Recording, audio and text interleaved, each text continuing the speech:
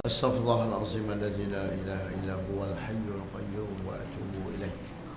أستغفر الله العظيم الذي لا إله إلا هو الحي القيوم وأتوب إليه. أستغفر الله العظيم الذي لا إله إلا هو الحي القيوم وأتوب إليه. بسم الله الرحمن الرحيم. السلام عليكم ورحمة الله وبركاته. الحمد لله رب العالمين، وأفضل الصلاة وأتم التسليم على سيدنا ونبينا وحبيبنا وشفيعنا ومولانا محمد بن عبد الله وعلى آله وأصحابه ومن اهتدى بهديه واستنى بسنته ونهج من أجاه وجاهد في الله حق جهاده إلى يوم الدين. أما بعد. Muslimin muslimat yang dirahmati Allah SWT, syukur kita pada Allah SWT pagi ini kita dapat meneruskan perjuangan kita untuk menghidupkan majlis ilmu. Kita duduk di Malaysia ni, perjuangan kita ni nak mari majlis ilmu. Di Palestin perjuangan dia nak perang dengan Israel. Di Syria pun begitu. Di Mesir perjuangan mereka berhadapan dengan kerajaan Kurita menangkap ulama. Mungkin tiap-tiap hari alim ulama ini terpaksa cari tempat persembunyian, perlindungan. Begitulah perjuangan di tempat-tempat lain yang lebih memerlukan kesabaran, ketahanan daripada umat Islam di sana. Namun kita di Malaysia ni, perjuangan kita nak duduk majlis ilmu, nak duduk dalam aircon lagi lama sikit.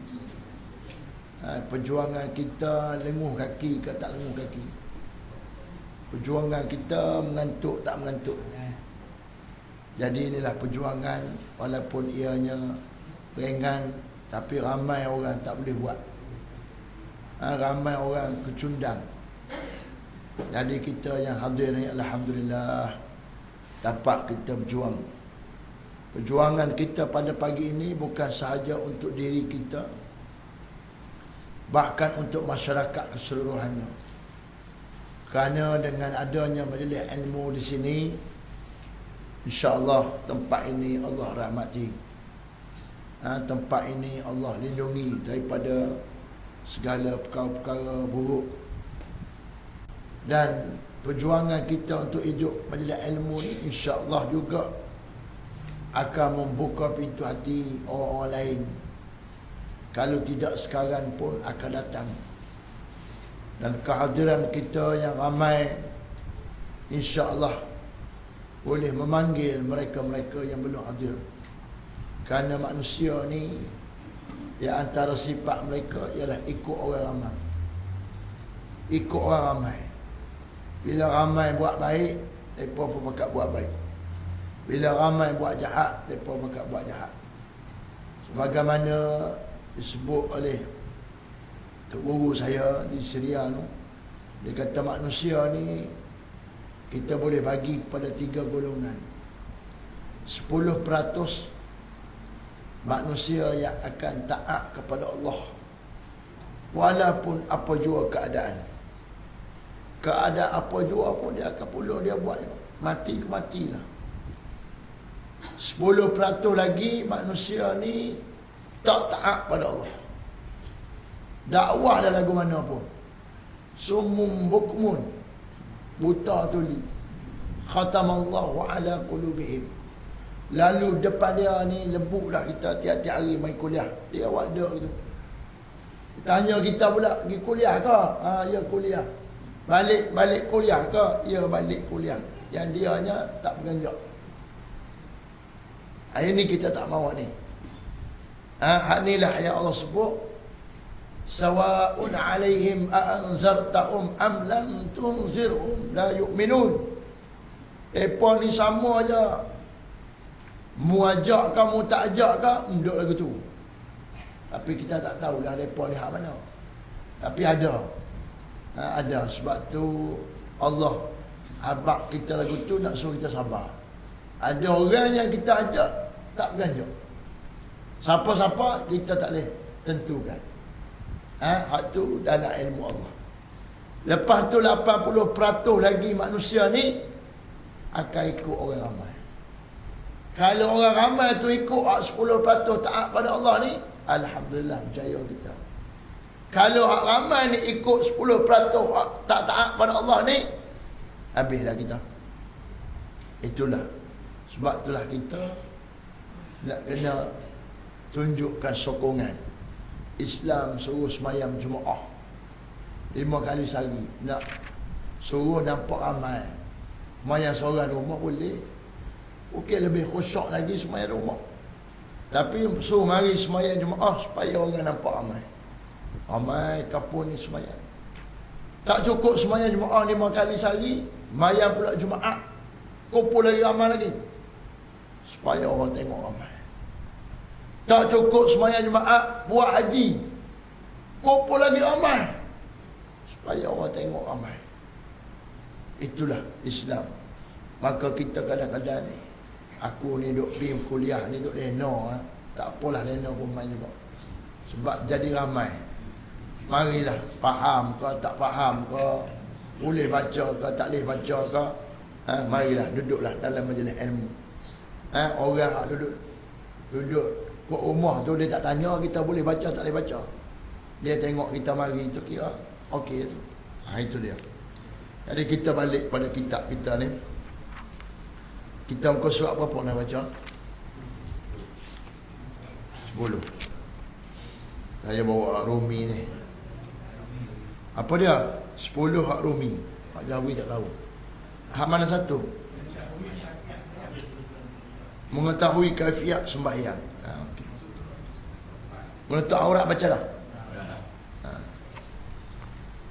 Qala musannifu rahimahullahu ta'ala wa nafa'na bi qira'ati kitabihi bid darain. Berkata pengarang kitab, semoga Allah Subhanahu wa taala merahmatinya dan menambahkan ilmu pengetahuan kepada kita dengan membaca kitabnya dan memberikan manfaat dunia dan akhirat.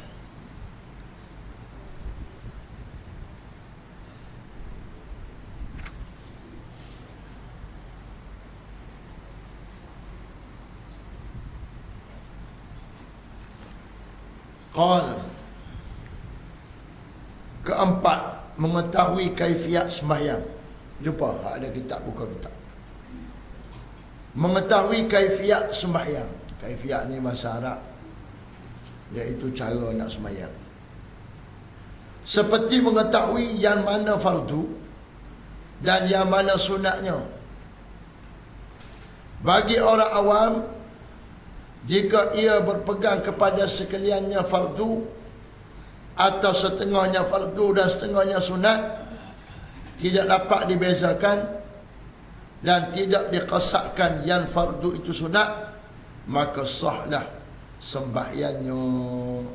Itu dia.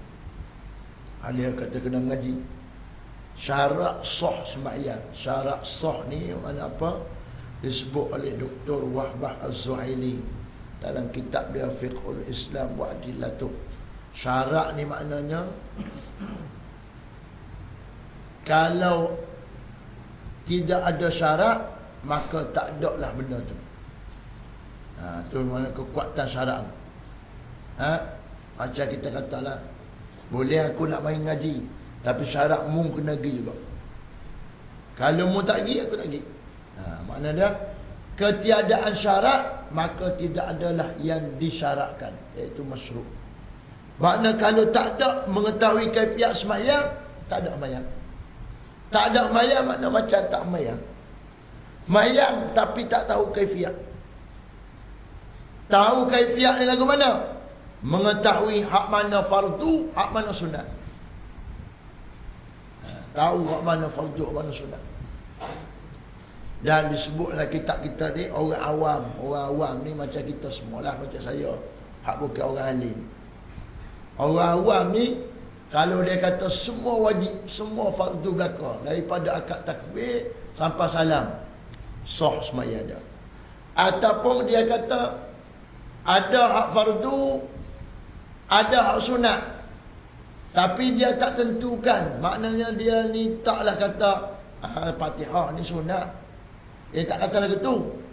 Dia kata ada hak fardu, ada hak sunat. Dia pun sembahyang. Sah sembahyangnya. Ini dua keadaan. Satu, dia kata semua fardu belaka, semua wajib belaka, sah. Yang kedua, dia kata ada hak wajib, ada hak sunat dalam sembahyang kita ni, tapi aku tak tahulah mana satu.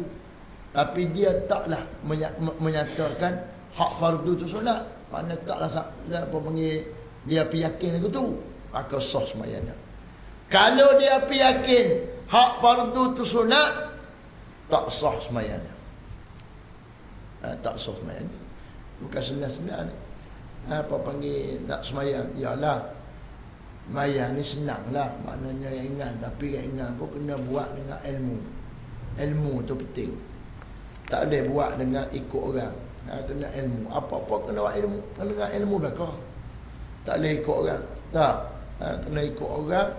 Kadang-kadang kita tak tahu hakikat sebenarnya.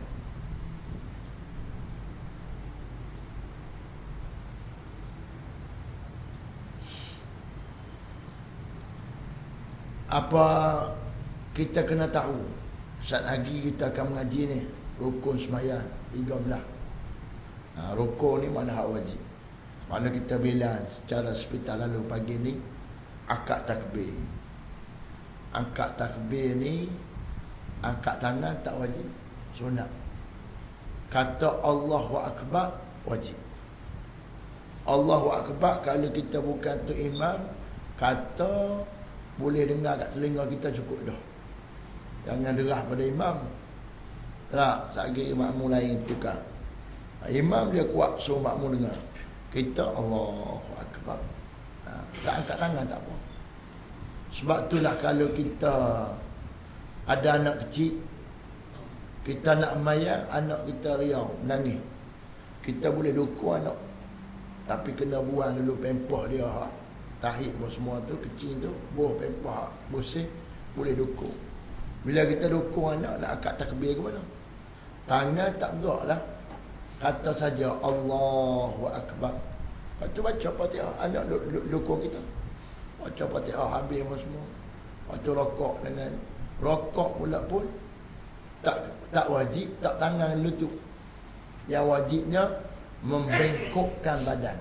Membengkokkan badan. Tak tangan lutut tak wajib. Maka pegang anak lagi. Gitu.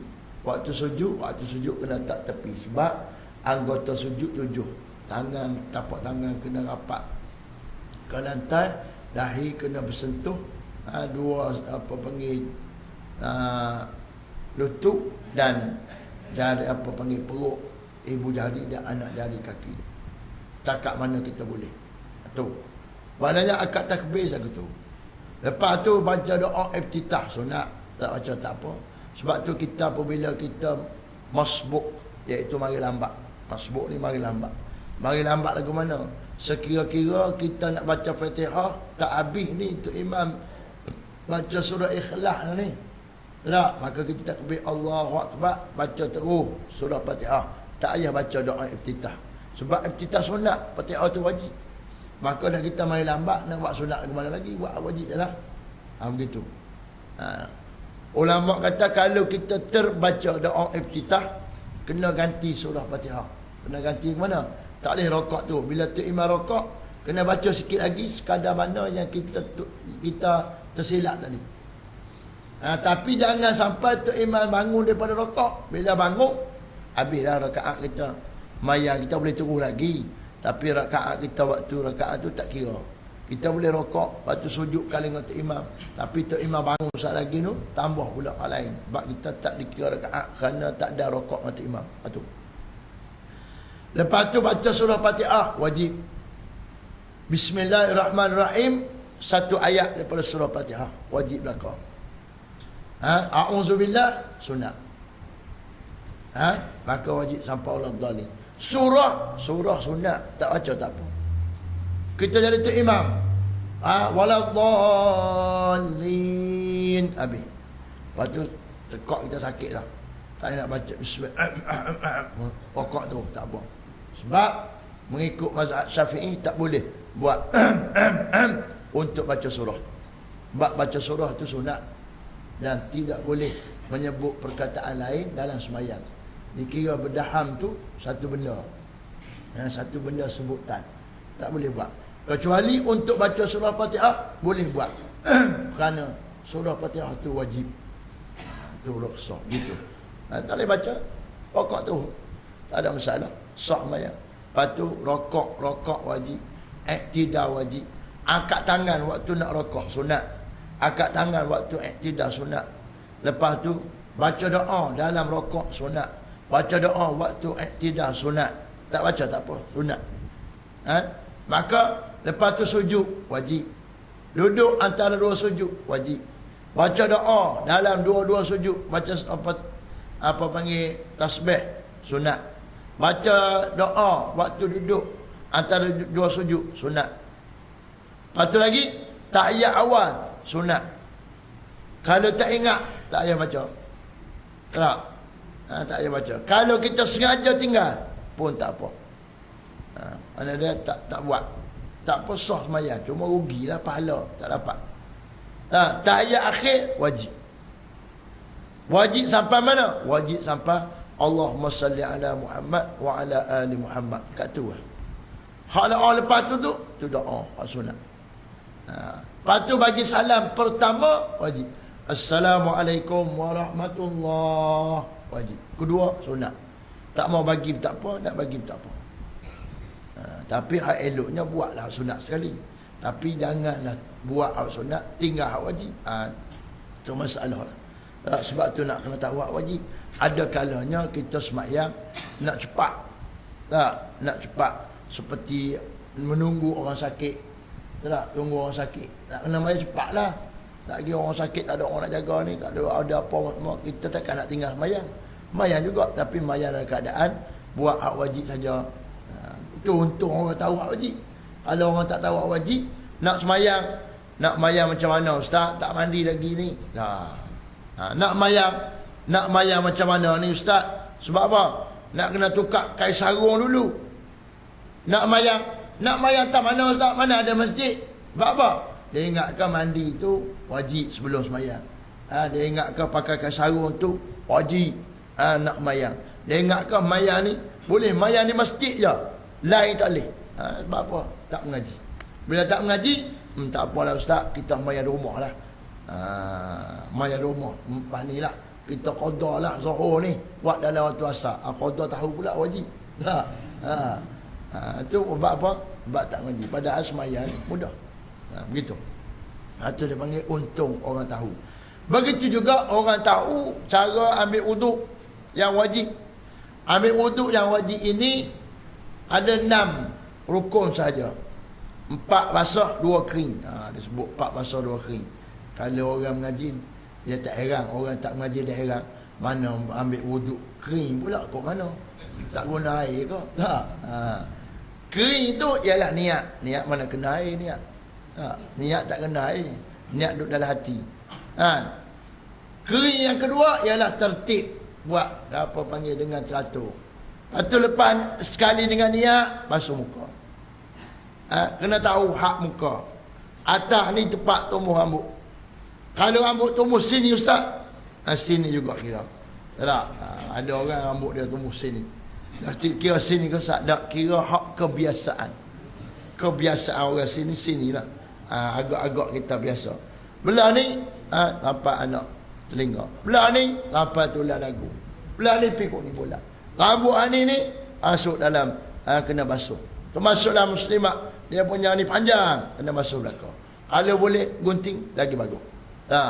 Tu makna dia tukar gunting pun dia nak tahu ilmu ambil sembahyang ni, baru dia boleh suggest, dia boleh bagi tahu kat kau nak gunting kau dak ni. Gunting pasal apa pula? Mudah ke ambil sembahyang. Kalau tukar gunting tak ngaji, dia tahap ni kita taruh panjang. Tak. Waktu nak ambil sembahyang kena masuk belakang. Sebab apa? Macam bulu kening. Kalau orang tu bulu kening panjang, kena masuk belakang. Misai panjang, kena basuh belakang. Kecuali janggut yang tebal. Janggut yang tebal. Tebal macam mana? Kalau kita sembang dengan dia dalam jarak percakapan biasa, lebih kurang setengah meter lah orang cakap ni. Tak jauh sangat. Takkan duduk sana seorang, sini seorang. Minum kedai kopi. Mu meja ni, aku meja ni. Macam mana projek kita? Sebelah tu, belah ni. Setengah meter. Mana setengah meter bercakap ni, tak nampak kulit dia. Itu janggut tebal. Kalau nipi, nampak. Kalau nipi, kena basuh semua. Tebal, basuh luar saja. Sunat basuh dalam. Itu muka. Basuh muka. Tak hak muka. Dia basuh. Bila kita tahu, kita yakin. Bila kita tak tahu ke mana. Tak, kat mana tahu ni? Muka. Betul, lepas muka, basuh tangan. Hingga ke siku. Basuh tangan hingga siku. Siku masuk sekali. Melebihkan basuhan daripada haknya, lebih disukai oleh Allah dan Rasul. Kerana apabila lebih, dah tahu dah memang cukup. Tak? Kalau cukup-cukup, mungkin ragu. Kena ke tak? Maka lebih. Apa kat siku? Basuh. Basuh. Basuh dengan sapu, apa beza dia? Basuh iaitu ada air yang mengalir. Air mengalir di anggota. Bukan kita basuh macam basuh di paip. Tak apa. Kalau kita basuh, contoh kita sakit, ambil spray. Spray. Sini. Spray. Buat apa? Naik kudi ke, naik apa ke semua. Tak. Nak rosak sakit, tak boleh. Spray saja. Spray. Spray banyak mana Ustaz? Sehingga air itu mengalir. Sehingga ada air itu mengalir. Bergerak air itu. Itu dia panggil basuh. Kalau sapu ni air tak mengalir. Sapu tak mengalir. Duduk situ air. Tak bergerak. Sikit. Itu. Maknanya itu nama dia basuh. Basuh. Tangan. Apa panggil, dua belah tangan. Dan kena buang benda-benda yang menghalang air. Kena buang. Kalau dulu orang duk kalut sisi ikan. Dulu buat orang duk bersih ikan belakang. Dan ni semua makan kedai, tak bersih ikan lah. Tak? Apa panggil duk kalut lah ni, mungkin gam. Mungkin benda-benda lain yang melekat. Kena buang. Tak boleh. Orang yang kerja workshop, kena ada ambil seperti apa-apa. Pakai saut tangan ke apa semua. Tak boleh. Dia main bantai. Lepas tu nak semayang, ada apa minyak bawah kuku semua. Takut tidak sampai air semayang dia. Dia kena ambil.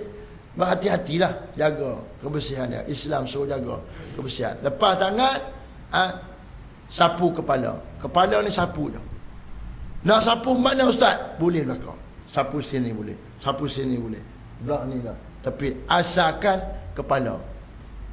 Kalau kepala tu ditutupi oleh rambut, kena rambut pun tak apa. Bukan wajib kena jalan ni. Tak. Kalau tutup rambut, kena rambut tak apa. Tapi rambut tu mesti rambut hak duduk atas kepala. Kalau rambut tu panjang, jatuh jela ke bawah, sapu hujung saja, tak boleh. Sebab rambut tu tak duduk atas kepala. Walaupun kita angkat pergi duduk atas kepala, tak boleh juga. Sebab apa? Hakikatnya rambut tu duduk luar kepala. Kena rambut kena duduk di atas kepala. Maka sapu. Dalam mazhab Syafi'i, kena 3 orang pun tak apa dah. Sikit je. Dalam mazhab Hanafi, kena 1 tapak tangan. Dalam mazhab Maliki, sapu semua macam ni, dapat pahala. Kita dalam mazhab Syafi'i sunat, sapu semua begini. Kalau orang tu rambut dia pendek, buh sekali je, pendek rambut, apa panggil, buat nombor 1 sekali lalu. Sebab apa?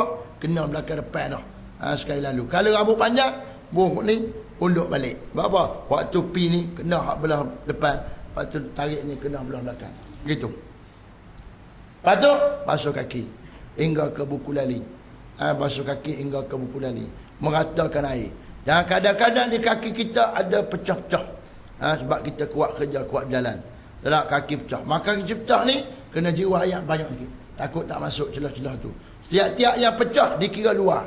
Maka apabila luar, kena basuh. Maka kena jiwa air banyak. Kadang-kadang orang dia nak cepat, dia basuh belah depan saja. Tumit dia tak basuh. Belah depan dia buh 3 timba ayat. Gurung. Tumit belakang dia tak buh. Jadi kena berhati-hati. Kalau boleh, kaki-kaki yang melekat. Kadang-kadang kita selalu pakai kasut. Tak, kaki kita dah lekat lagu tu lah. Apa panggil, macam gam.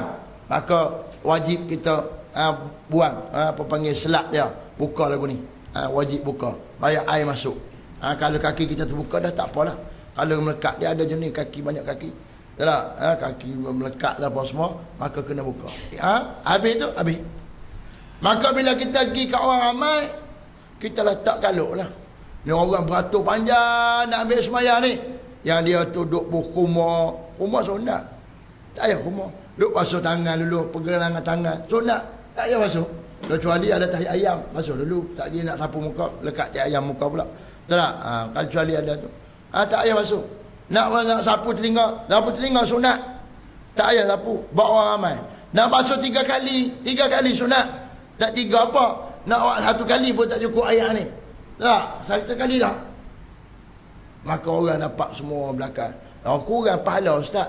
Kurang pahala sunat wuduk. Tapi lebih pahala bagi peluang orang lain sembahyang Jumaat. Lebih pahala bagi memudahkan orang lain nak sembahyang macam kita. Lebih kot tu. Kurang kot ni lebih kot tu tak apa lah tak? Hilang RM5 dapat 10. Clear? Tidak ada masalah. Tak usia apa. Itu orang yang tahu. Kalau orang tak tahu, dia payah nak menetapkan, memutuskan dia nak buat lagu mana ni. Tak biasalah kita ambil air sembahyang tak berkhumar. Tak biasa. Bukan kira biasa, kira hukum. Kira hukum. Tapi kalau makan coklat ke makan apa duduk dekat dalam mulut, wajib lah. Sebab apa saat lagi waktu baca Fatihah ke apa semua telah tu. Dia waktu sembahyang tak boleh makan. Sembahyang ni puasa duduk dia. Naik haji duduk dia. Sembahyang. Apa? Puasa tak boleh makan. Naik haji kena menghadap kiblat. Sembahyang sendiri ni. Tak? Jadi itu kaitan dengan apa perkara keempat, iaitu mengetahui kaifiat sembahyang. Boleh faham ah? InsyaAllah semua bakat ngaji belakang dah tu. Kita ulang apa nak suruh kuat lagi. Kelima, suci daripada hadas. Sama ada hadas besar atau hadas kecil. Jika berlaku hadas semasa sembahyang, batalah sembahyang. Firman Allah Subhanahu Wa Taala, ya ayyuhallazina amanu idza qumtum ila sholati faghsilu wujuhakum wa aydiyakum ila al-marafiqi wamsa'u bi ru'usikum wa arjulakum ila al-ka'baini wa in kuntum junuban fattahharu. Surah Al-Maidah ayat ke-6. Maksudnya, wahai orang-orang yang beriman, apabila kamu hendak mengerjakan solat padahal kamu berhadas kecil, maka berwuduklah, iaitu basuhlah mukamu dan kedua belah tanganmu meliputi siku, dan sapulah sebagian dari kepalamu, dan basuhlah kedua belah kaki kamu meliputi buku lali, dan jika kamu junub iaitu berhadas besar, maka bersucilah dengan mandi wajib. Tu atau wajib kita buat. Hadas ni ada dua, atau hadas besar, hadas kecil. Hadas ni apa dia? Hadas ni ialah keadaan. Hadas ni tak nampak. Kita kata sahaja aku mengangkat hadas, angkat tak mana? Tak apa dah. Ia tu maknawi, tak nampak. Mengangkat ni makna buang. Daripada duk kita jadi tak ada kita. Hadas ni ialah keadaan. Apabila berlaku pada seorang itu perkara yang menyebabkan dia hadas, maka dia dikira berkeadaan hadas. Maka nak sembahyang kena suci daripada hadas. Islam ni tuan-tuan, dia lahir daripada iman. Iman membuahkan amanah. Amanah membuahkan taat. Iman duduk dalam dada masing-masing iman. Mana ada orang tahu? Tak? Allah saja yang tahu. Maka Allah SWT nak bukti iman itu, supaya kita semua apabila balik negeri akhirat tak deki mu aku. Dah pasal apa Pak Mat masuk syurga, aku tak masuk. Aku beriman juga, dia pun beriman juga. Tak? Maka nak menzahirkan benda tu, Allah suruh buat beribadat. Beribadat. Tak? Padahal ibadat ni kalau tidak didasarkan dengan iman, tak laku. Ibadat tak ada iman, tak laku. Tapi iman sahaja laku dah. Tapi nak tunjuk supaya keadilan Allah ini menyelah pada seluruh makhluk dia, maka dia buat ibadat. Antara ibadatnya bersuci daripada hadas. Cuci daripada hadas. Hadas kecil, seperti keluar sesuatu daripada kubur dan dubur, penyebab dia. Orang mana tahu keluar tak keluar?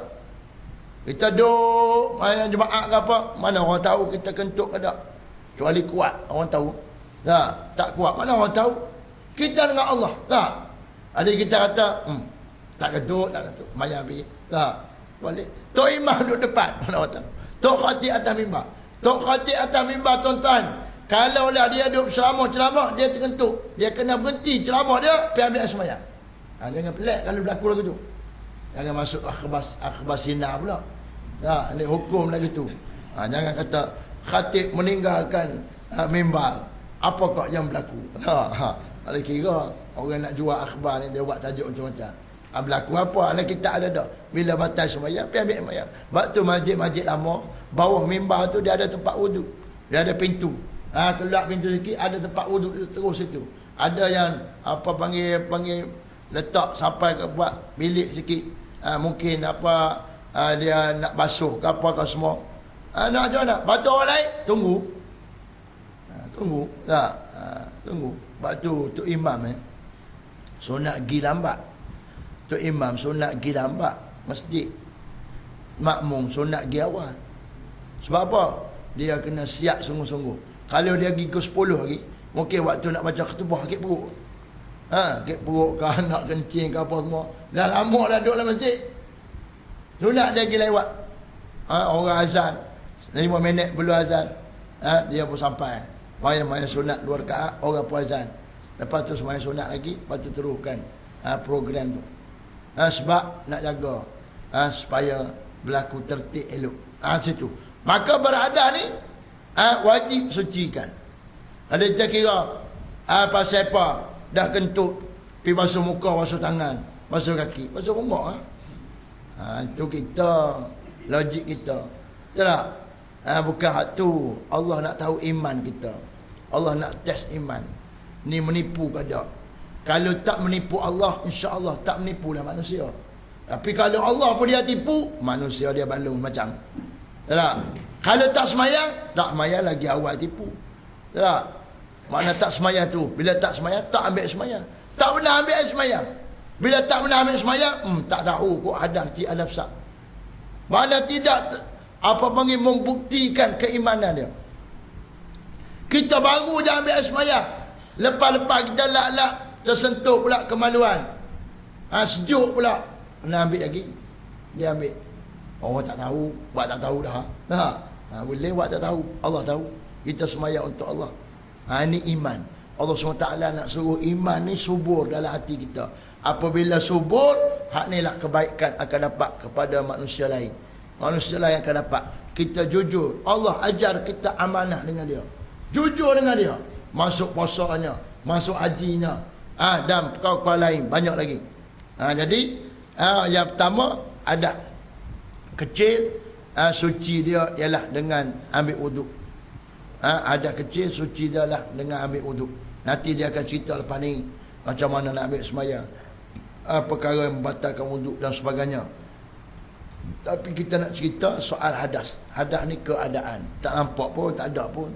Tahu tak? Kita pun tak tahu. Sebab itulah tak wajib kita tanya Tok Imam yang nak semayang ni. Dia tanya dia, ni ada wuduk tak? Tak wajib tanya. Dia sendirilah. Kita hak jaga kita. Kalau dia tak ada, mampu pilih dia. Kita ada, sah semayang. Tak ada masalah. Dia sendiri. Kalau dia tipu, lepas tu pecat dia jadi Tok Imam. Apa tipu kami? Kalau dia tipu lah. Kalau terbukti tak. Gitu. Allahu Akbar. Patut hadap besar. Hadap besar ni ada penyebab dia. Junub dia panggil. Jima' keluar mani, datang haid, nifas. Itu hadap besar. Nanti dia akan juga membicarakan dengan terperinci. Hadap besar kena mandi. Mandi ni 2 rukun. Setengah kita sebut 3 rukun. Iaitu pertama ialah niat. Yang kedua meratakan air. Yang ketiga setengah kita sebut iaitu menghilangkan najis pada badan. Hilang najis. Setengah kita dia masuk hilang najis ni sebagai syarat, bukan rukun. Tak apalah. Yang penting bila kita mandi tu najis hilang. Sebab apa penting najis hilang? Waktu mandi kerana najis itu menghalang suci. Ayat tu akan jadi mutanajis, betul tak? Contohnya tubuh kita ada najis, air kencing apa, kita mandi sekali je. Jadi najis ni tak hilang. Duduk sini. Maka ayak yang pi tadi tu campur dengan najis. Jadi ayak tu tidak sah untuk mandi wajib. Maka sebab tu kena hilang dulu. Hilang dulu najis ni, barulah mandi wajib. Ataupun mandi yang banyak. Yang mula-mula dia pi tu hilang. Hak mari yang kedua tu bersihkan. Tak apalah lagi tu. Mana sambung tu tak kena macam kita ambil semayang. Nak buat 3 kali, tak kena kita buat kat paik sekali, 2 kali, 3 kali tak kena buat gitu. Kalau kita buah lah Allah celuk terus, kita niat kita sekali, kali bersih, makna sekali rata, 2 kali, 3 kali, sehingga orang yang terjun dalam sungai, dia terjun, bom, dia pun niat, dan dia niat sekali 3 kali semua, jadi 3 kali terus. Tak payah dia nak ni mula ni muka ni 2 kali. Lemah, selang lama sangat. Tahu tak? Waktu tangan pula kali. Mungkin dia selam seminit 2-3 minit, tapi niat dia tadi nak buat semua dengan sunat-sunat jadi. Kecuali ada benda menyekat air yang sampai kepada anggota. Maka mandi pun begitu. Niat, lepas tu alirkan air seluruh badan kita. Ikutlah nak mandi lagu mana. Tapi sunnah Nabi, basuh kepala dulu, lepas tu belah kanan, lepas tu belah kiri, lepas tu belah atas, lepas tu belah bawah. Tapi yang pertama sekali sebelum tu, hilangkan najis pada badan kita dulu. Hak ni pun Allah nak menguji iman. Bapa, bak no orang kok barak no orang Arab mak saleh malah mandi. Depa malah mandi, terutama musim sejuk. Siapa lah nak mandi? Saya duduk sana seminggu sekali baru mandi. 3 hari sekali baru mandi. Ni ujian iman. Ujian iman. Kamu kena mandi juga, sejuk tak sejuk. Kita sini tak apalah panas, air pun banyak, perlu. Kalau Tuhan kata mandi tiap-tiap kali semayang pun tak apa, tak? Tidak berat pada kita. Tapi tempat orang sejuk tu, nak buka buku dia tu 7 lapis lah, 5 lapis pakaian nak buka tu bertih lah. Nak buka rumah, nak baju ketat lah, baju nu semua banyak lapis. Lepas tu nak mandi pula, sejuk tak? Walaupun mandi air panas, tapi lepas-lepas mandi tu dia sejuk lah. Dia kalau kecuali duduk rendah air panas tu tak apa. Begitu. Jika berlaku hadas semasa bersembahyang, batallah sembahyangnya. Berlaku hadas, batal sembahyang. Tak kira lah dia duduk dalam keadaan mana pun. Islam ajar kita apabila kita batal sembahyang, ambil hidung. Ambil hidung. Ambil hidung ni makna apa? Makna batal sembahyang. Maknanya ada sesuatu yang membatalkan kita. Ambil hidung. Itu cara. Tak payah habaq lah. Saya kentuk ni. Tak payah. Tak payah habaq. Kalau jadi tok imam pun tak payah habaq. Ni saya batal ni. Tak payah habaq. Ambil hidung. Orang makmum yang mengaji, dia faham lah. Bahasa isyarat dia panggil. Bahasa isyarat. Bukan semua kena bercakap. Tak? Bukan semua kena bercakap. Sebab dalam semayang tak boleh bercakap. Kita sedang bercakap ataupun berdepan dengan Allah SWT. Jangan putuskan dengan kita sibuk dengan manusia. Cakap, maka ambil hidung. Bila ambil hidung, pergi. Ikutlah duduk sah berapa pun.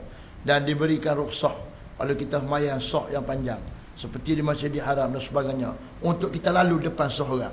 Apabila kita batal semayang, bak nak tunggu situ tak tahu bila habis. Tak? Kita nak pergi semayang, ada kita ada lorong yang disediakan, lalu kot lorong tu. Kalau boleh lalu kot belakang, pecah kot belakang. Orang pun kena bagi laluan lah. Jangan dia buat ketak pula. Tak boleh kira. Macam-macam perangai orang. Bagi laluan pergi. Kalau terimam pun, dia kena berhenti. Bila berhenti? Bila dia batal berhenti tu. Kecuali bila batal waktu sujud, maka dia tak boleh berhenti terus. Dia kena sebut juga Allahu Akbar bagi orang boleh bangun sujud. Kalau dia pergi terus, umpamanya tak ada imam, siapa nak ganti? Orang tu tak nampak belakang. Apa nak naik? Dia kena bangkit dulu. Allahu Akbar, baru dia boleh pergi. Ambil hidung dia pergi. Atau orang lain hak duduk bawah tu, hak sedang duduk di antara dua sujud tu, tak kena pergi ke depan. Duduk situlah. Apa panggil kondok jadi imam. Allahu Akbar. Sehingga berdiri, baru langkah ke depan selangkah. Tak perlu pergi duduk atas jadah tu imam. Kalau jadah tu imam jauh, cukup langkah ke depan sikit. Langkah sampai sikit. Contohlah, kok yang duduk belakang imam tu tak boleh nak ganti. Semua mak rempit belakang. Hak orang ganti duduk tepi tu. Dia ni nak kena mari kot ni apa. Tak apa, naik sikit dia ambil. Sebab tu sunat yang duduk belakang imam ialah orang-orang yang boleh ganti tu imam. Sunat bagi kat dia. Bagi kat dia. Tapi kalau dia main lambat duduk belakang lah. Dia kena main awal lah. Main awal ambil tempat dia untuk standby. Standby kalau berlaku apa-apa dia akan komudi semayan itu. Islam tu elok. Sebab apa? Sebab boleh berlaku. Hadas ni kita kadang-kadang tak boleh mengawal dia. Hadas. Tak boleh nak kawal. Kadang-kadang kita boleh kawal. Dan makruh orang yang sembahyang dalam keadaan menahan kencing ataupun menahan kentut. Makruh sembahyang. Pi kencing dululah sembahyang. Walaupun tak ada satu rakaat, tak ada dua rakaat, tak apa. Jangan rasa rugi nak ambil air sembahyang lain. Bukan rugi, untung ambil air sembahyang lain. Sebab apa? Dapat pahala. Tiap-tiap titisan daripada wuduk kita itu gugur dosa kita. Kalau boleh tiap-tiap kali kita ambil sembahyang. Ni setengah orang rugi malas dia ambil. Tahan dulu kencing, tahan dulu kentut. Sehari sembahyang 2 rakaat kentut. Rugi belaka. Tak boleh pi ambil tu. Pi ambil tu. Jangan rasa untung. Untungnya sebenarnya lah pi ambil wuduk. Jadi makruh. Tahan makruh. Kena pergi. Kena pi ambil semua. Dan memperbaharui wuduk itu sunat. Kita ada wuduk dah. Tapi nak maya syak, pergi ambil lagi sunat. Walaupun kita ada dah. Sunat memperbarui. Tapi tidak boleh diperbarui kecuali kita guna dah wuduk tu. Maknanya ambil wuduk. Lepas ambil wuduk. Tak boleh, tak sunat lagu tu. Makruh. Kita kena guna dulu. Ambil wuduk, pergi sembahyang dulu. Ambil wuduk, pergi baca Quran dulu. Ambil wuduk, pergi iktikaf dulu. Pergi buat benda-benda yang kita boleh guna dengan wuduk. Lepas tu baru perbaharui pula. Islam dia ajar elok. Tak? Bapa tak boleh kira. Kok orang tu dia jenis panah. Kan ambil wuduk. Kira duduk kat kolah ada. Tak boleh. Dia kata, awak ni mat. Ibadat aku ambil wuduk. Hampa ibadat apa mayang dalam tu. Tak boleh kira tak? Jadi dia kena pergi buat dulu. Sebab wuduk tu tujuan dia ialah untuk beribadat. Sebab tu dalam mazhab Hanafi, wuduk ni tak boleh pahala apa. Seperti pakai kain untuk sembahyang. Dia kira syarat je wuduk ni. Bukannya dia bukannya sesuatu yang dapat pahala dak. Dia kira macam pakai kain, macam menghadap kiblat. Lagu tu lah. Biasa je. Tu dalam mazhab Hanafi. Sebab tu dah dalam mazhab depa, wuduk ni tak perlu niat. Seperti mana kita pakai kain sarung nak sembahyang. Kena niat lah. Saja aku pakai kain sarung untuk sembahyang. Kerana tak pakai gilah. Tu mazhab lain tu. Keenam, suci daripada najis. Lebih waktu dah kita. Ada lagi. Keenam, suci daripada najis. Suci dirinya daripada najis yang tiada dimaafkan pada tubuh, kain dan tempat sembahyang. Tiga tempat. Satu, tubuh kita. Luar saja, dalam tak apa. Najis ni apabila dia keluar baru jadi najis. Duduk dalam tak najis. Begitu. Dan pakaian yang kita pakai, termasuk pakaian ialah benda yang sambung dengan kita, benda berhubung kita. Ikutlah apa-apa. Kalau orang dulu dia buat contoh macam orang-orang Badui, dia pergi pada pasir semua ni, dia nak tambak unta dia, mana ada kayu pada pasir belakang. Dia tambak mana? Tambak betih dia. Dia nak sembahyang, dia tambak kaki dia. Takut kuda dia lari, takut unta dia lari. Maka kuda di unta tu ada tahi. Pungguk dia mana basuh. Maknanya dia sambung dengan kita, jadi najis. Ulama kata kalau tali tu kendor, tak tegang, maka sah sembahyang. Kalau tali tu tegang, batal sembahyang dia. Sebab apa? Sebab dikira menanggung. Yang tu ulama lah ni ambil pedoman. Tak pakai, setengah-setengah ulama dia tak pakai ni waktu sembahyang tu. Tak pakai apa mic di lekat baju ni. Sebab apa? Dia tersambung dengan najis atas tu, kat speaker tu ada tak cicak.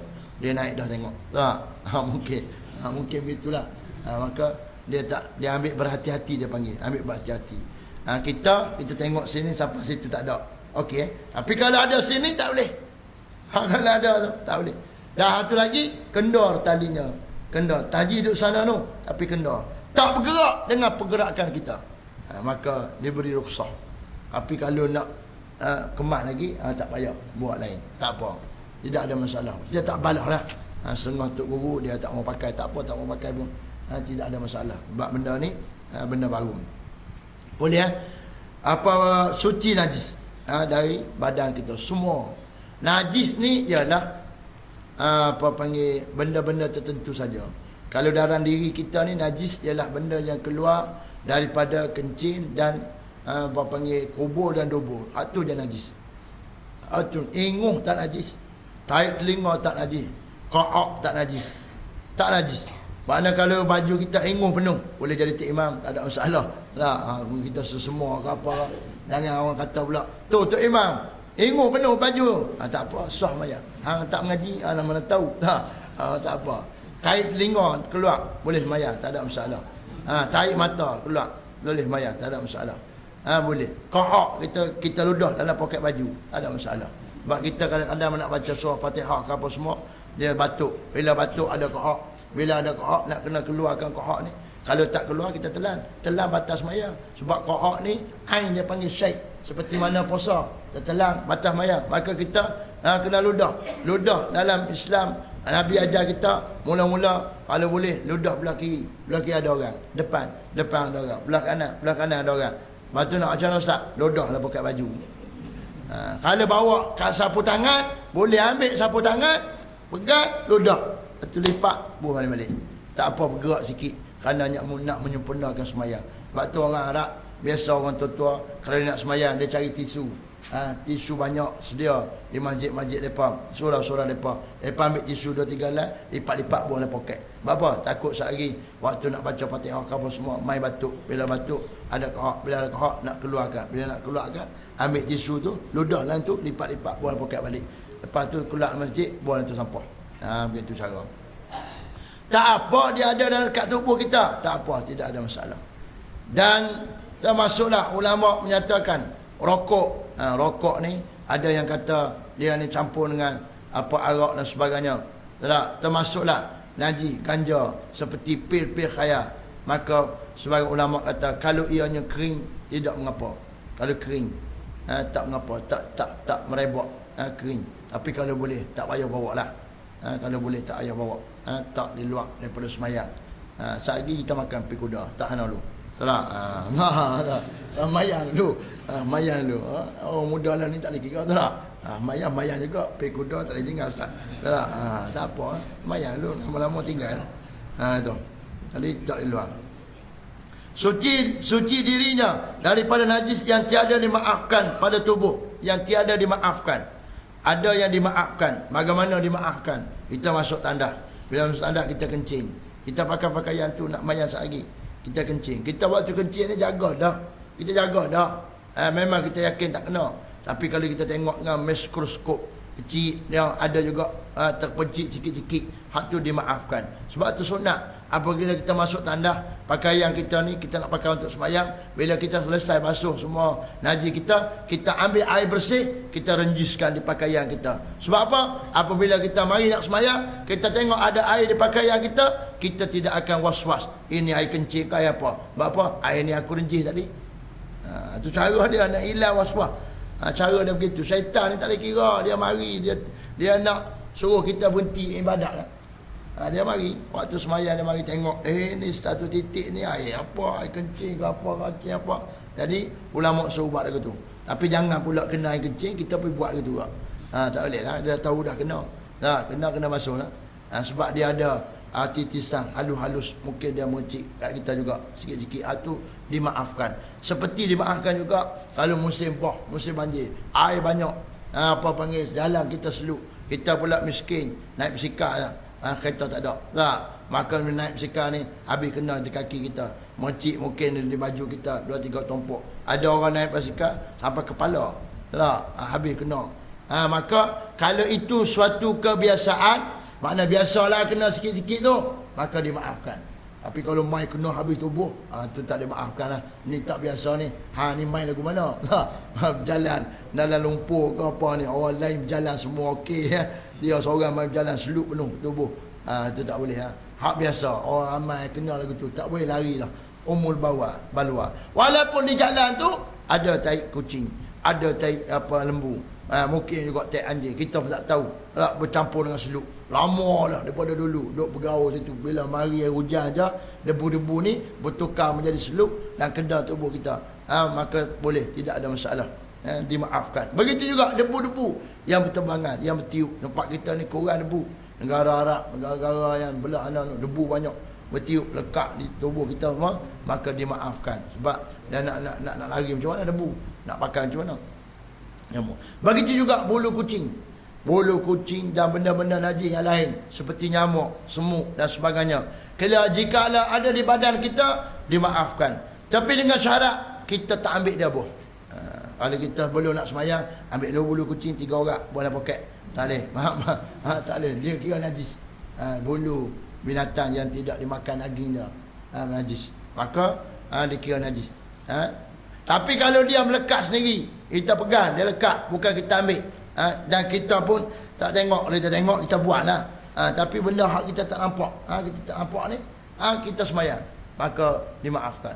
Begitu juga kaki nyamuk ke, semut ke, benda-benda halus yang jatuh kat kita, dia ni dah mati, bangkai. Waktu hidup tak apalah, tak bangkai lagi, tak? Maka dimaafkan. Tapi jangan kita sengaja ambil bangkai nyamuk buang dalam poket, ambil buang dalam poket, itu tak dimaafkan. Sebab kita sengaja tak boleh. Sengaja tak boleh. Tak dimaafkan. Tu. Boleh kan? Tu suci diri. Suci diri daripada najis yang tiada dimaafkan pada tubuh, yang tak ada maafkan pada tubuh. Termasuk juga ialah orang yang sulusul baul. Dia panggil air kencing keluar tak berhenti, paip rosak. Keluar tak berhenti. Maka dimaafkan. Boleh semayang. Boleh semayang, dimaafkan. Walaupun tak berhenti. Tapi cara dia bagaimana? Sebelum dia semayang, dia kena tunggu orang azan. Allahu Akbar, Allahu Akbar. Baru dia pergi ke tandah. Bersihkan kemaluan dia. Bila bersihkan kemaluan, dia ambil benda, pelekat situ. Hak kena pakai beg lah. Hak mengikut kaedah yang disediakan. Maka lepas tu, dia kena terus bersegera pergi ambil wuduk. Lepas ambil wuduk, panggil dia pakai pakaian. Lepas pakai pakaian, terus main semayang. Jangan pergi kedai kopi. Maknanya sebab apa? Kena bersegera. Dia ni diberi rukhsah untuk semayang. Dan diberi rukhsah juga untuk tunggu semayang jemaah. Walaupun lama. Tok Imam lambat hari ni, lama sikit, 15 minit, 20 minit, tak apa, boleh tunggu untuk semayang jemaah. Untuk semayang jemaah. Kalau semayang seorang, kena semayang terus. Kalau semayang rumah, itu orang yang sul bau. Begitu juga orang yang sentiasa keluar darah. Begitu juga orang yang sentiasa bernajis, keluar darah ke, kencing dia ke, orang sentiasa kentut ke, dia macam-macam. Tak tahulah, ada juga, ada kena penyakit sentiasa kentut. Tak boleh panggil berhenti, tak boleh tahan. Nak ambil semayang macam mana? Ambil batal. Maka dia kena tunggu masuk waktu dulu. Sebab masuknya waktu tu baru wajib dia semayang. Baru ada rukhsah. Belum masuk waktu tak wajib lagi. Nak pergi masuk waktu lagi tak wajib lagi. Entah orang belum azan mati. Tak kena semayang. Entah lah begitulah. Kalau orang azan baru boleh pergi. Tapi lepas azan lagi baguslah, tak ada masalah lah. Dia suruh tunggu azan tu makna hak yang paling minimal kena tunggu azan. Kalau lepas tu sikit 5 minit, 10 minit tak apalah. Ataupun dia panggil 20 minit ke, ataupun kalau dia jenis boleh berhenti, kencing dia boleh berhenti, tapi nak kena duduk tanah lama, 15 minit, 20 minit, selagi tak habis waktu, dia kena duduk, dia kena buat. Kalau takut habis waktu, dia kena sembahyang juga, buat macam tadi. Begitu Islam dia ajar belakang. Alhamdulillah, ni agama Islam. Dalam TV kalau lah ni duk ulang ajar basuh tangan baru. Masa kecil tak ajar lagi. Tak, duk ulang ajar basuh tangan. 7 langkah basuh tangan. Buh sabung lah, apa lap lah, apa semua. Baru basuh tangan. Tapi Islam lama dah zaman Nabi. Ajar lengkap. Lengkap cara nak bersuci. Lengkap. Kain dan tempat semayang, mana-mana bahagian badannya tidak tersentuh dengan najis pada gerak dan diamnya, maka tiada sah sembahyang. Mana-mana bahagian badannya tidak tersentuh dengan najis pada gerak dan diamnya, maka tiada sah sembahyang jika terdapat mana-mana satu daripadanya. Baca semula. Suci darinya, daripada suci dirinya daripada najis yang tiada dimaafkan pada tubuh, kain dan tempat sembahyangnya, mana-mana bahagian badannya tidak tersentuh dengan najis pada gerak dan diamnya. Makna tempat tu berkait dengan mana-mana bahagian badan. Tempat nak mayat ni bukan surau semua ni. Tempat nak mayat lah tempat kita nak bergerak dalam sembahyang. Nak duduk, kaki kita tegak, tapak kaki jangan ada najis kat bawah tapak kaki tu. Tepi-tepi tu sikit jangan ada, bagi sehari nak sujud, nak bergerak. Nak bergerak, nak duduk tawarruk, nak duduk iftirash, waktu tahiyat akhir semua tu, maka tak boleh ada kawasan tu. Kawasan kita nak sujud tak boleh ada juga. Mana? Iaitu tapak tangan, dahi, dua lutut, tak boleh ada najis. Kalau ada sini bawah sikit, tak apa. Batu kita Allahu Akbar, tengok cicak ada depan kita tempat sujud. Sehari sujud alih sikit, bergerak sikit, ondok ke belakang sikit. Kalau dia duduk dekat sangat, pergi ke depan sikit, bagi dia kena bawah. Jangan kena betul-betul dengan dahi, batas semayang, bak kena tak cicak. Ondok, pusing. Iaitu anggota kita tu je. Kalau kita pergi tempat yang banyak tahi burung kawan semua, pilih. Kurang-kurangnya ada tempat yang anggota kita boleh letak untuk semayang, pilih. Kalau tak ada juga, pilih yang paling kurang. Dan sah semayang, kerana dah tempat semua tahi macam mana. Tak tahulah tempat di mana. Gua ada, semua ada tahi belakang. Nak pergi cari tempat tak ada tahi, jauh sampai letih, sampai habis waktu semayang. Semayang juga lah sini. Tapi waktu tu tak boleh niat untuk sujud atas tahi tu. Aku nak sujud atas tahi ni pula. Nak sujud atas tahi ni pula, tak boleh. Batas semayang. Makna kita ni buat dengan terpaksa. Dan najis yang kita lapik, yang berada di bawah, tidak kira. Tidak dikira. Contohnya bawah surau ni, ada najis, bewak ke, bangkai ke, tak apa, tak sentuh kita. Ataupun bawah kapet, tak apa. Ataupun dia najis, kemudian kita ambil benda tak atas dia. Contohnya tahi lembu banyak rumah, ambil papan plywood buh atas tu, nak mayar atas papan plywood, boleh, tidak ada masalah. Najis ke bawah ni tak apa, walaupun dia kira sambung tu ustaz, sambung ke apa panggil dengan plywood tu, sambung ke kaki kita ustaz, tu macam mana? Sambung ke bawah tak apa. Sebab apa? Dan nak pergi mayang mana? Atas bumi, kalau kena korek belakang bumi ni, nak mayang sini, korek tu kok bawah ni ada caci mampu ke apa, apa-apa ada apa panggil bewak mampu ke apa, payah. Sebab bawah ni dia tak kira, dia kira benda hak zahir, kita boleh menjaganya. Kalau semayang di tanah perkuburan, kena lapik. Sebab ghalib tanah perkuburan ini bercampur dengan najis. Sebab kulit-kulit manusia, apa yang keluar daripada perut manusia yang dah hancur ni, menjadi najis, bercampur dengan najis yang ada dalam semua. Maka tanah tu mungkin digali balik, lepas tu kambuh balik, digali balik, hak atas naik bawah, hak bawah naik atas apa semua. Maka kita kena lapik juga. Sebab tu orang semayang jenazah di tanah perkuburan, dia kena lapik. Dan kalau kita pakai kasut, kena buang kasut tu. Sebab apa? Sebab kalau kita pakai kasut terus untuk semayang dengan kasut kita ada najis, dia kira najis itu bergerak dengan kita. Bergerak kita tak boleh. Kalau kita buka, kita pijak, tak apa, kira najis itu duduk bawah. Kecuali kita basuh dulu kasut. Belum nak semayang, kita basuh. Seperti orang yang pakai khuf. Pakai khuf ni, patu pakaian yang pakai di kaki, yang boleh bawa berjalan. Biasanya tentera dan sebagainya, mereka semayang menggunakan kaedah itu. Bila ambil air semayang, dia sapu saja. Bila nak semayang, kena sucikan najis daripada kasut dia tu. Buang-buang najis, lepas tu semayang kalian kasut. Kita pun nak semayang itu boleh tak? Kalau kita tak ada nak buka kasut lah. Jenis kerja yang kasut dia nak pakai saja pun setengah jam. Nak buka setengah jam, tak payah buka. Pakai terus 24 jam. Ataupun sebulan tak boleh. Dia hak orang tak musafir ni, kat 24 jam je. Orang musafir 3 hari boleh pakai gitu. Okey dah tu. Jadi tempat anggota kita nak turun tu, nak bergerak tu, kena suci daripada najis. Kena tengoklah. Kadang-kadang ada panggil tak cicak ke, bangkai-bangkai nyamuk ke semua.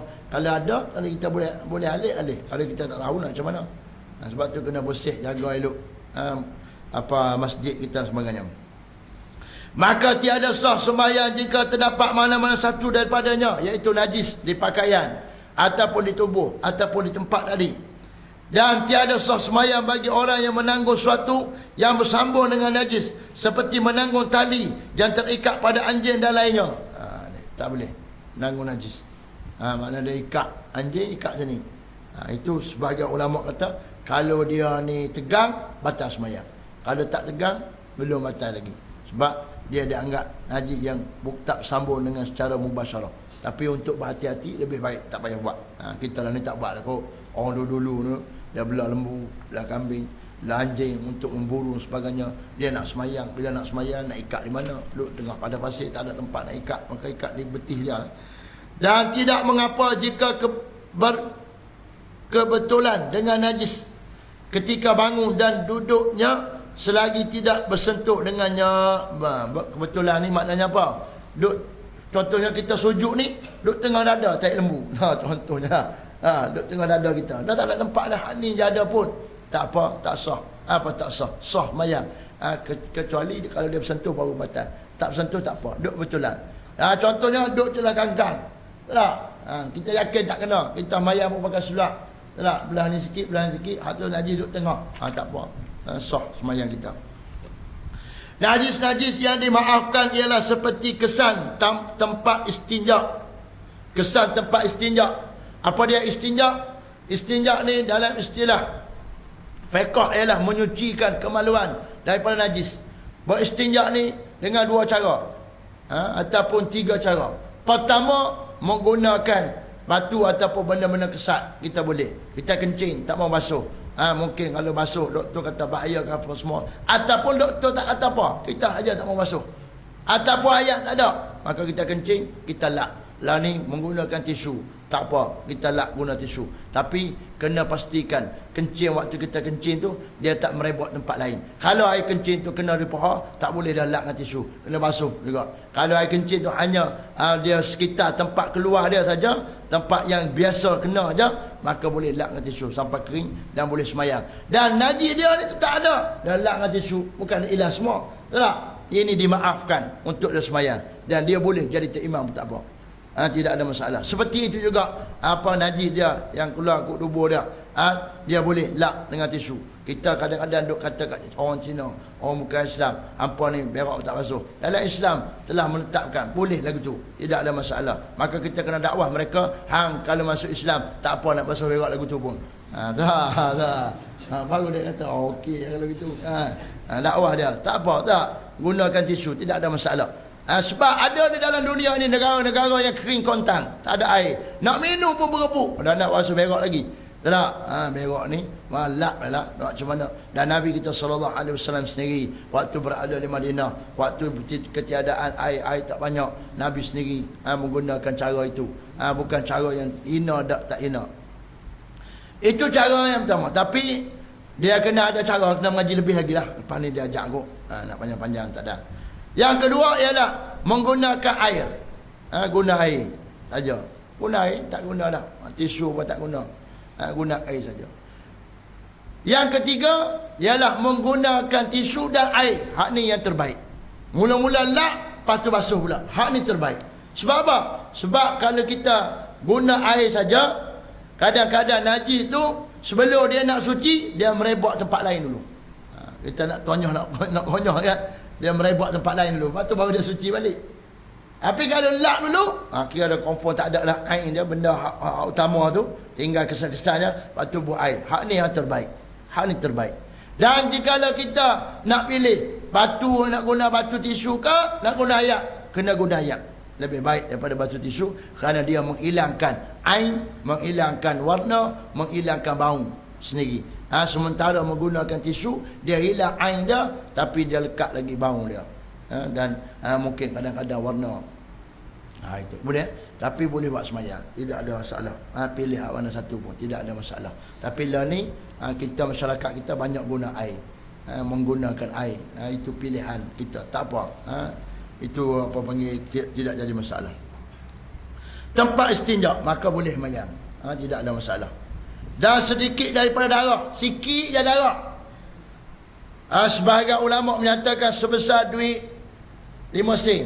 Makna sikit ni maknanya mengikut adat. Mengikut adat ni sikit lah. Sikit. Dia kadang-kadang payah juga nak kata sikit, mana-mana sikit lah. Dia Islam ni, dia tak letak dalam bab ni, dia tak letak ukuran tu besar mana-mana, tapi mengikut adat tu sikit. Mungkin sikit pada orang biasa macam kita ni sikit lagu lain. Mungkin sikit pada tukang sembelih sikit lagu lain. Tak? Tukang sembelih, tukang daging semua, dia duk main cari, mungkin 3 titik, 4 titik dia ni sikit lah. Mana dia nak jaga tu, taruh ni kok boleh kok. Tak? Macam tu contohnya. Lain.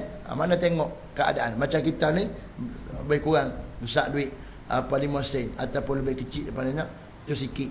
Maka kita kalau ada darah banyak tak boleh buat sembahyang. Sama ada pada pakaian ataupun pada badan kita, kena berhenti dulu.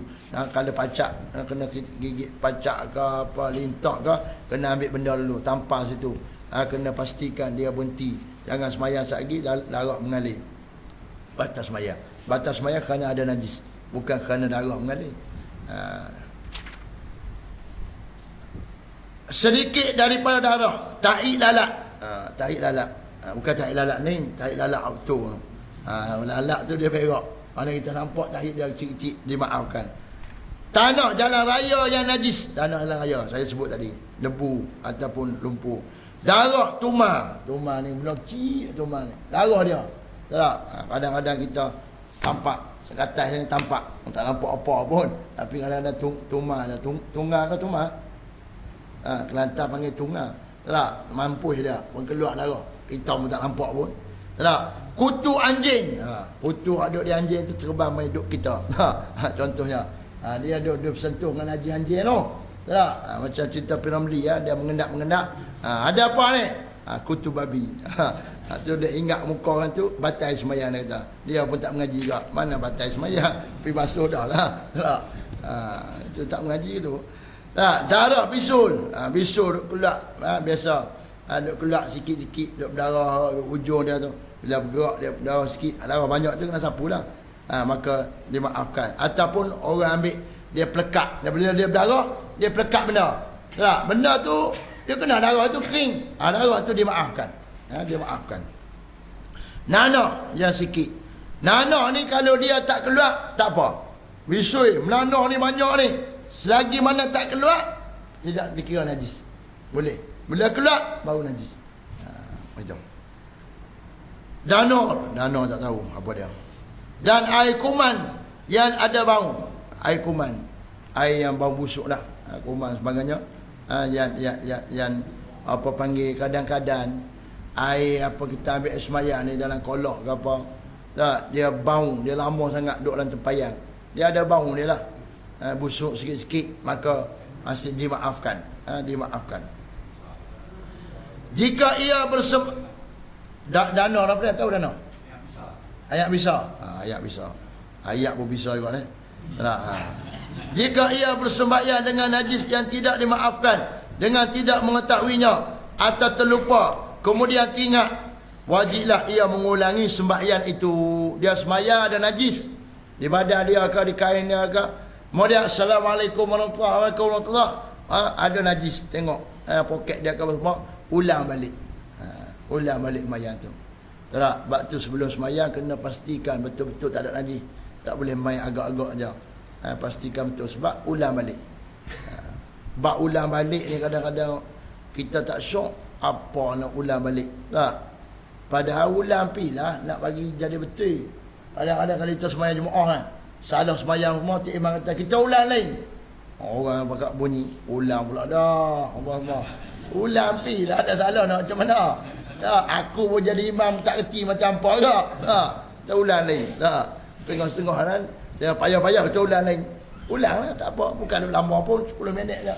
Tak, tapi kadang-kadang dia jadi lain. Dia lain. Padahal benda lain, dia ulang, tak ada masalah apa pun. Benda lain buat apa rumah. Kan beki kuno, kan ubah ni, kan ubah ni. Kan tak kena, biasa ya. Kereta, berapa kali ulang pergi beki. Tak sembuh-sembuh lagi penyakit. Tak, pi apa klinik ni pun tak kena, pi klinik ni tak kena, tukar ni tak kena, tukar ni tak kena, tak apa pun. Ini kan pula semayang. Kita baikilah. Bahkan boleh kita ulang semayang yang kita tak puas hati. Kita semayang dah, tak puas hati tadi. Ulang. Ataupun kita ulang untuk dapat pahala banyak. Tak ada sembahyang seorang, lah ni orang mai sembahyang jemaah, ulang. Ulang, tak ada masalah. Tidak ada masalah, boleh ulang. Tapi tak wajib lah. Kalau kita yakin tak ada sah dah. Kalau kita yakin tak ada ni, ragu ni sah ke tak ni, mayan lain lah. Bagi jadi elok sikit. Tak? Kalau ada waktu lagi, kita ulang. Tapi tak bolehlah seorang itu menganggap dia kena sembahyang banyak. Aku nak sembahyang 5 kali. Supaya apa? Pak Tuhan pilih mana okey. Tak boleh gitu. Tak boleh letak begitu. Dia sembahyang tu, sembahyang ni sekali je. Habis dah sembahyang. Tak ada ni aku niat lagu mana. Tak? Orang ni ragu. Cuba bila pergi ragu pada niat, maka kena ulang balik. Tu. Tapi jaranglah orang buat begitu. Orang kira assalamualaikum tu sudah lah, kau dia lah nak jadi apa pun. Nak terima tak terima pun. Esok pula nak buat pun. Wallahu subhanahu wa ta'ala a'lam. Tunggu di situlah. Ketujuh, meninggalkan berkata-kata Allahu akbar. Astagfirullahaladzim. Astagfirullah. Bismillahirrahmanirrahim. Alhamdulillahirabbil alamin wassalatu wassalamu ala rasulil amin wa ala alihi washabbihi ajmain. Ya Allah, ya Tuhan kami, ampunkanlah dosa kami, ya Allah. Ampunkanlah dosa kedua bapa kami. Ampunkanlah dosa datuk nenek kami daripada kalangan mereka beriman padamu, ya Allah. Ya Allah, Tuhan kami, ampunkanlah dosa guru-guru kami, asatizah kami, ulama-ulama kami, mereka yang mengajarkan kami, ya Allah. Ampunkanlah dosa isteri kami, suami kami, anak-anak kami, cucu kami, menantu kami, ya Allah. Ampunkanlah dosa pemimpin kami, ya Allah.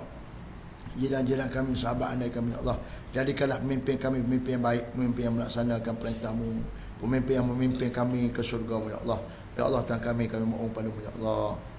Sembuhkanlah penyakit kami, ya Allah. Kami sakit, ya Allah. Kau lah yang menguji kami dengan sakit, ya Allah. Maka kami mohon padamu, ya Allah. Sembuhkanlah penyakit kami, ya Allah. Agar kami dapat beribadah, dapat gunakan kesembuhan, kesihatan untuk berjihad di jalan-Mu, ya Allah. Ya Allah, Tuhan kami, sembuhkanlah penyakit mereka sakit kalangan kami, kalangan ahli keluarga kami, jiran-jiran kami, sahabat andai kami, ya Allah. Ya Allah, Tuhan kami, tiap-tiap mereka yang Engkau uji dengan sakit, jadikanlah mereka orang sabar, orang yang digugurkan dosa-dosa mereka, ya Allah. Tiap-tiap mereka yang Engkau anugerahkan kesembuhan, kesihatan, jadikanlah mereka orang bersyukur, orang yang taat padamu, ya Allah, orang yang perjuangkan agama-Mu, ya Allah, orang yang melaksanakan perintah-Mu, ya Allah. Ya Allah, Tuhan kami, panjangkanlah umur kami semua, ya Allah. Janganlah Kau matikan kami waktu terdekat ini, ya Allah. Sungguhnya kami belum bersedia dengan persediaan telah Kau perintah kepada kami, ya Allah. Ya Allah, berilah peluang pada kami untuk hidup di dunia ini, untuk mencari sebanyak mungkin pahala, untuk kami bawa ke negeri akhirat, ya Allah. Jadikanlah kami orang-orang yang menggunakan peluang yang ada sebaik mungkin, ya Allah. Jangan jadikan kami orang-orang yang menyia-nyiakan peluang yang ada, ya Allah.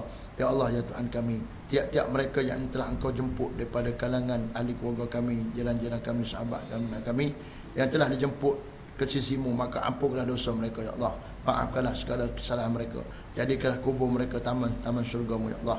Jadikanlah kehidupan dalam kubur mereka kehidupan yang bahagia, penuh dengan nikmat, dan masukkanlah mereka dalam syurga-Mu, ya Allah. Ya Allah, Tuhan kami, murahkanlah rezeki kami semua, ya Allah. Murahkanlah rezeki ahli keluarga kami, jiran-jiran kami, sahabat andai kami, ya Allah.